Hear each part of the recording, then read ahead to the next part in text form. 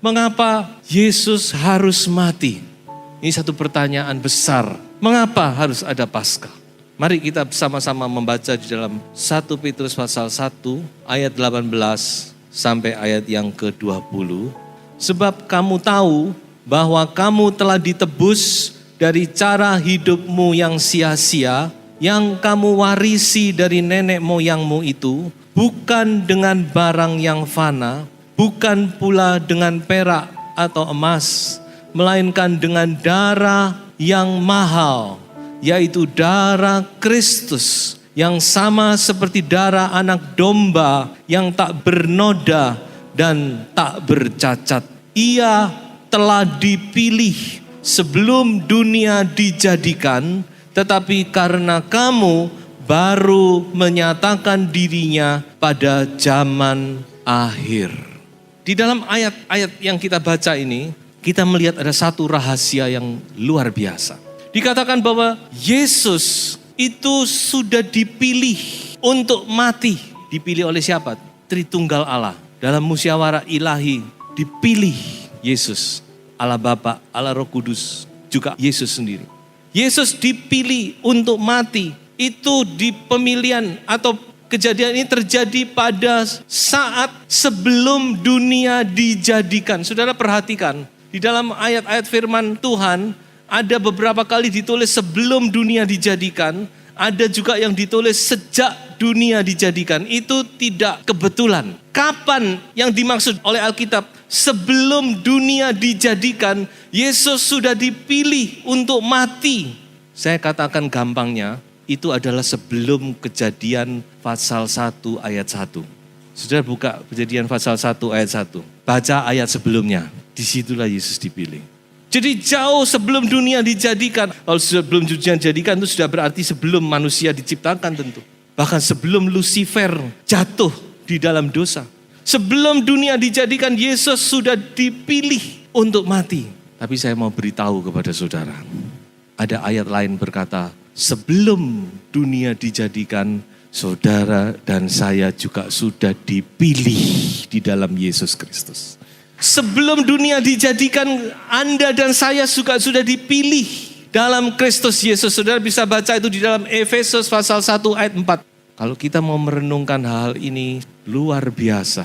Allah dalam kemahatauannya sudah melihat dari awal apa yang akan terjadi di akhir. Bahkan sebelum manusia diciptakan, Allah sudah melihat tentang kejatuhan manusia. Dan Yesus harus mati untuk bisa mengangkat manusia kembali. Itulah dikatakan Yesus dipilih sebelum dunia dijadikan. Sekarang pertanyaannya, mengapa kok Yesus dipilih? Sebelum kita melihat lebih jauh, mengapa Yesus harus mati? Coba kita melihat di dalam Kejadian pasal yang ketiga. Ini adalah sebab musabab.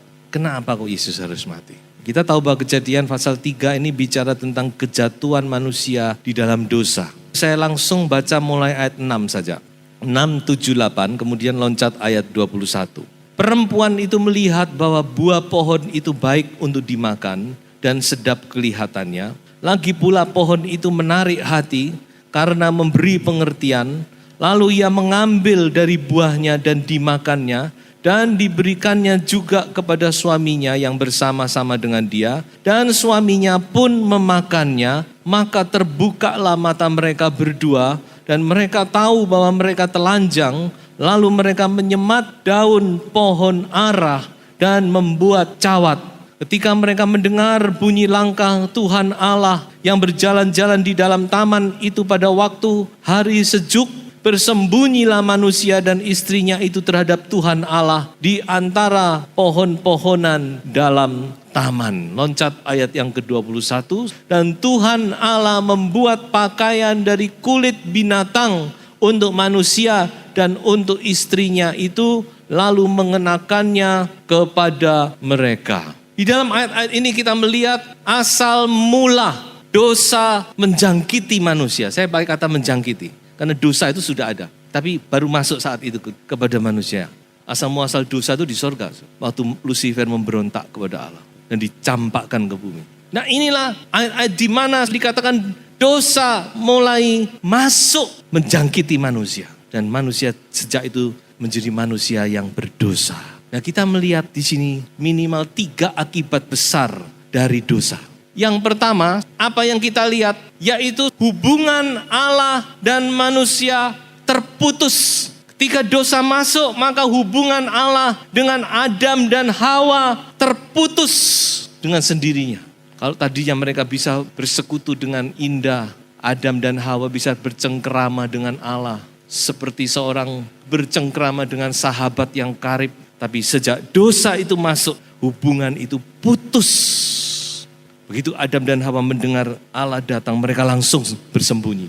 Mereka tidak berani lagi menghadap. Nah ini karakter dari dosa. Kalau dosa itu masuk, maka hubungan itu akan rusak.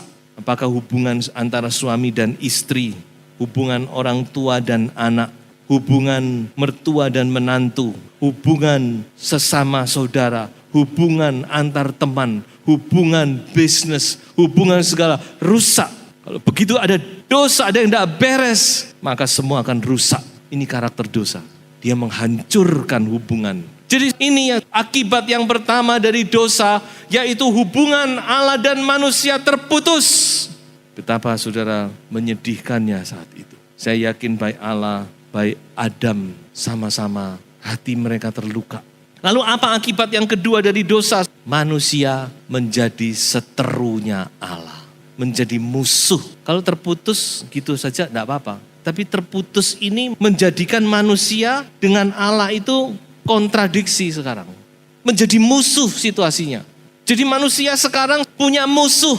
Dan musuhnya ini tidak main-main. Yaitu Allah sendiri yang menjadi musuhnya. Saudara, jadilah orang yang tidak punya musuh ya. Tapi dikatakan dosa itu membuat manusia menjadi seterunya Allah. Coba kita baca 2 ayat ini. Roma pasal 5 ayat yang ke-10. Sebab jikalau kita ketika masih seteru diperdamaikan dengan Allah oleh kematian anaknya, lebih-lebih kita yang sekarang telah diperdamaikan pasti akan diselamatkan oleh hidupnya.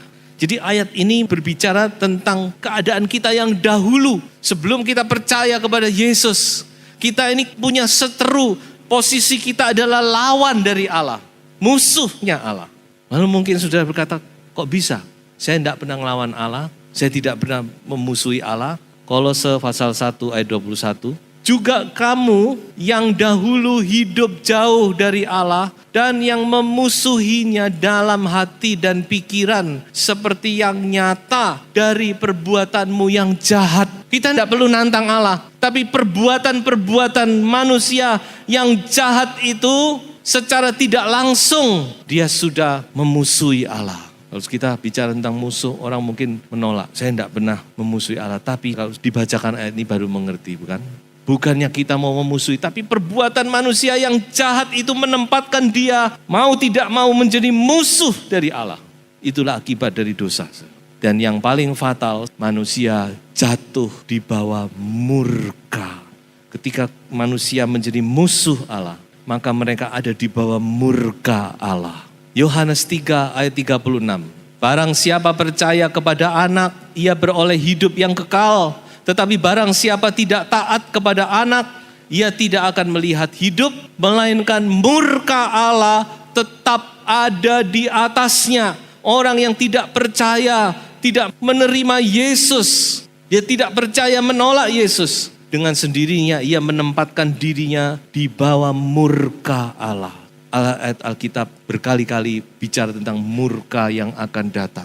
Memang sekarang belum kelihatan, mungkin kelihatan dalam skala-skala kecil saja. Banyak kejadian-kejadian kita tahu bahwa itu salah satunya manifestasi dari murka Allah.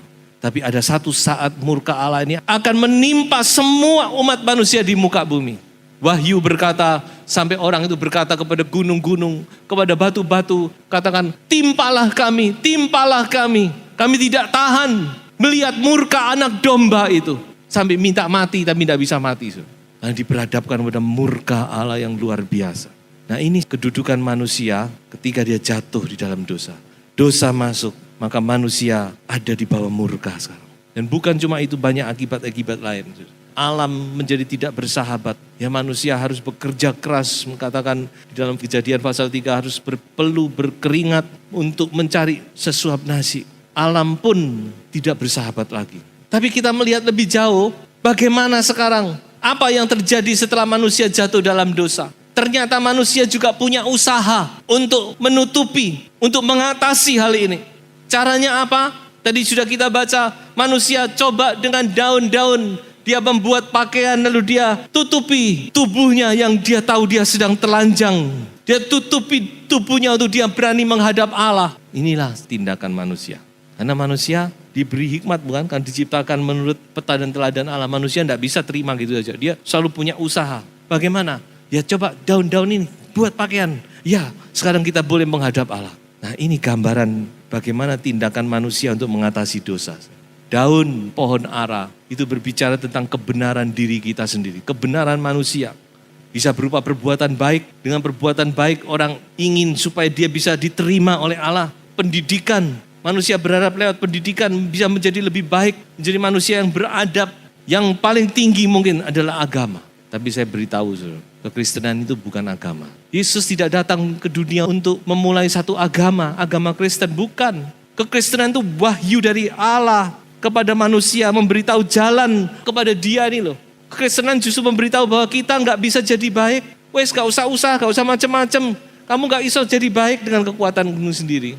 Kesalehanmu tidak bisa membuat kamu baik. Kamu bisa jadi baik kalau kamu ada di dalam Yesus Kristus. Dia adalah satu-satunya jalan kepada Allah Bapa. Coba kita baca Yesaya 64 ayat yang ke-6. Demikianlah kami sekalian seperti seorang najis, dan segala kesalehan kami seperti kain kotor. Kami sekalian menjadi layu seperti daun, dan kami lenyap oleh kejahatan kami seperti daun dilenyapkan oleh angin. Daun pohon ara bisa dibuat baju? Tidak bisa. Itulah sebabnya dikatakan tadi apa? Lalu Tuhan Allah membuat pakaian dari kulit binatang. Apa yang dimaksud di sini? Ada korban. Kulit berarti ada korban yang harus mati dan diambil kulitnya. Ada darah yang harus dicurahkan, saudara. Ini tidak lain berbicara kepada Yesus Kristus Tuhan kita. Sebab itu ketika Yesus datang muncul di sungai Yordan, Yohanes Pembaptis mendapat wahyu dari sorga. Dia berkata, lihat anak domba Allah yang membasuh dosa seisi dunia. Jadi kita melihat di sini Yesus, dia menjadi korban. Dia adalah anak domba Allah yang harus mati itu untuk menutup, menghapus segala dosa manusia. Mengapa harus Yesus? Apa tidak bisa orang lain? Mengapa Yesus? Ada beberapa sebab utama, saudara-saudara. Mengapa kok Yesus? Apa tidak bisa binatang? Bukankah di perjanjian lama Allah sendiri memberikan peraturan binatang dikorbankan untuk menutup dosa, bukan menghapus, menutup. Dosa tidak bisa dihapus dengan darah binatang. Yang berdosa manusia kok yang suruh nanggung binatang. Ini prinsipnya Taurat bukan? Mata ganti mata, gigi ganti gigi, nyawa ganti nyawa. Yang berdosa manusia yang suruh nanggung binatang kan kasihan. Yang salah manusia, yang berdosa manusia, yang jadi korban harus manusia. Ini prinsip. Makanya di perjanjian lama korban binatang itu sebenarnya cuma lambang. Itu cuma menunjuk kepada Yesus. Ini cuma lambang. Substansinya adalah Yesus. Nanti di perjanjian baru, Yesus yang akan menjadi korban. Semua korban di perjanjian lama cuma lambang. Tapi banyak orang lebih senang memegang lambang daripada memegang yang sesungguhnya. Jadi saudara-saudara, mengapa harus Yesus? Karena pertama-tama, syarat pertama harus manusia. Manusia yang berdosa harus diganti dengan manusia. Nyawa manusia yang berdosa harus diganti dengan nyawa manusia. Saudara pegang ini. Saya akan bawa saudara lebih jauh. Manusia kan banyak, mengapa harus Yesus?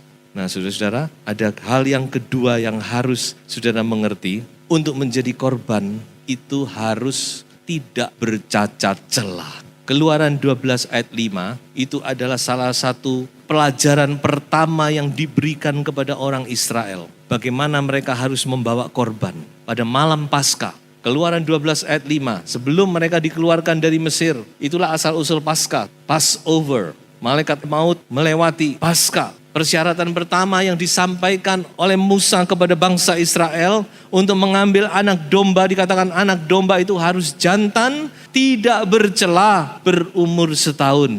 Harus tidak bercacat celah. Dan itu kemudian terus ada di dalam peraturan-peraturan Taurat. Membawa korban kepada Tuhan harus memilih anak domba atau lembu yang tidak bercacat celah. Without blemish. Tidak dipersalahkan, tidak ada salah dosa. Tidak ada cacatnya.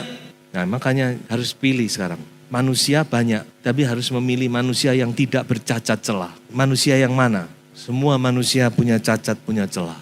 Hanya seorang manusia yang bisa memenuhi tuntutan hukum Taurat, tuntutan Allah, yaitu manusia Yesus Kristus. Cuma satu ini. Semua tuntutan Taurat, kalau Taurat itu orang keliru satu saja, semua gagal. Tapi Yesus datang, dia menggenapkan seluruh hukum Taurat. Makanya tidak heran waktu dia mati, Pilatus berkata, aku enggak mendapati kesalahan apa-apa pada orang ini. Kenapa dia harus dihukum mati?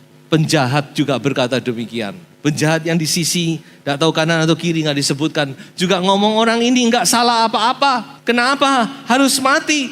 Dan sampai saat terakhir, kepala pasukan juga ngomong. Kepala pasukan yang menyalibkan Yesus juga ngomong, benar orang ini memang orang benar. Yesus tidak bersalah, tidak bercacat celah. Dia adalah anak domba yang tidak bercacat celah itu. Ini satu pelajaran bagi kita, bukan? Coba saudara kalau membawa korban kepada Tuhan, usahakan yang terbaik. Karena Tuhan juga sudah memberi yang terbaik bagi kita. Amin. Anaknya yang tunggal, yang tidak bercacat celah, dia berikan untuk kita. Apakah sudah selesai? Cukup? Masih ada satu syarat lagi yang tidak mungkin bisa dipenuhi oleh manusia siapapun di dunia. Syarat terakhir ini sangat menentukan. Darah itu harus darah yang tidak berdosa. Untuk bisa membayar dosa manusia. Ada darah yang harus dicurahkan tapi bukan darah yang berdosa. Kalau darah yang berdosa sami mawon tidak bisa. Manusia yang berdosa butuh transfusi darah. Tapi harus darah yang tidak berdosa. Karena apa? Tidak bisa bukan? Kalau sudah berdosa dikasih darah yang sama berdosa tidak bisa. Dan saudara, firman Tuhan berkata bahwa semua manusia sudah jatuh di dalam dosa. Roma 5 ayat yang ke-12. Sebab itu sama seperti dosa telah masuk ke dalam dunia oleh satu orang. Dan oleh dosa itu juga maut. Demikianlah maut itu telah menjalar kepada semua orang. Karena semua orang telah berbuat dosa. Dosa itu masuk dan dia menjangkiti manusia. Dan sejak saat itu semua manusia keturunan Adam dan Hawa adalah manusia yang berdosa. Dalamnya mengalir darah yang berdosa itu secara rohani. Sebab itu tidak ada seorang manusia yang layak untuk menjadi korban menebus dosa manusia. Kecuali manusia Yesus Kristus. Mengapa? Karena darah yang mengalir di dalam tubuhnya itu bukan darahnya Adam. Itu adalah darah Allah sendiri yang mengalir di dalam tubuhnya. Darah itu yang bisa menghapus, membayar dosa manusia. Oleh sebab itu tidak ada cara lain. Tidak ada pribadi lain kecuali Yesus ditentukan. Yesus harus mati. Dia dipilih walaupun Bapa itu begitu mengasihi anak. Yesus pernah berdoa bukan? Yohanes 17. Bapa mengasihi aku. Bapa itu mengasihi anak sebelum dunia dijadikan. Saya tidak tahu kasih Bapa kepada kita itu begitu besarnya bagaimana. Di dalam musyawarah ilahi itu satu pihak dia mengasihi anak. Tapi di satu pihak dia sudah memilih kita. Dia juga mengasihi kita. Setelah menimbang-nimbang dia masih mengorbankan anaknya untuk kita. Dia timbang Bapa mengasihi Yesus. Tapi dia juga mengasihi kita. Dia sudah memilih kita sebelum dunia dijadikan. Dan pada akhirnya dia tetap berkata kepada Yesus bahwa Yesus harus mati untuk kita. Saya tidak bisa membayangkan betapa besar kasih ini. Makanya Paulus berkata, aku berdoa kepada Allah, memberi kepada kamu roh, hikmat dan wahyu. Untuk memahami betapa tinggi betapa dalam, betapa panjang, dan betapa lebarnya kasih Allah itu. Kiranya kita bisa melihat, saudara. Kita bukan cuma mendengar serentetan satu teori, tapi kita bisa menempatkan diri kita. Betapa Tuhan itu mengasihi saudara dan saya, sampai dia mengorbankan anaknya yang tunggal. Yesus mengorbankan dirinya untuk saudara dan saya. Saya tutup dengan ayat Roma pasal 5, ayat 8 sampai ayat yang ke-10. Akan tetapi Allah menunjukkan kasih-Nya kepada kita, oleh karena Kristus telah mati untuk kita ketika kita masih berdosa. Ayat 9, lebih-lebih karena kita sekarang telah dibenarkan oleh darah-Nya, kita pasti akan diselamatkan dari murka Allah. Ayat 10, sebab jikalau kita ketika masih seteru diperdamaikan dengan Allah oleh kematian anaknya, lebih-lebih kita yang sekarang telah diperdamaikan pasti akan diselamatkan oleh hidupnya. Tuhan Yesus begitu mengasihi kita, saudara-saudara. Biarlah kita juga mengasihi Tuhan dengan sepenuh hati. Kita mau mempersembahkan kehidupan kita sepenuh-penuhnya kepada Tuhan.